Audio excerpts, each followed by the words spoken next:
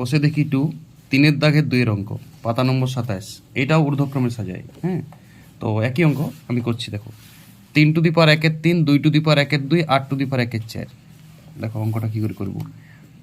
তাহলে 3 to the power 1-এর 3 গুণিত 12, এটাও লসাগু 12, আগের অঙ্কটার প্রসেস একদম বাই 12। তাহলে 3 4 12, এটা 3 to the power 4 two the power 1-এর 12, মানে 81 হচ্ছে। 3 টু দি পাওয়ার 4 মানে 81, 3 3 9, 3 9 27, 3 27 81 টু দি পাওয়ার 1-এর 12।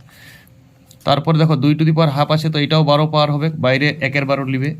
2 6 দুগুণে 12, 8 8 গুণ, মানে 2 1 2, 6 দুগুণে 12, মানে 6খানা 2-এর গুণ, 6খানা 2 মানে 8 গুণিত 8, মানে 64 টু দি পাওয়ার 1-এর 12 ডিরেক্ট করবে।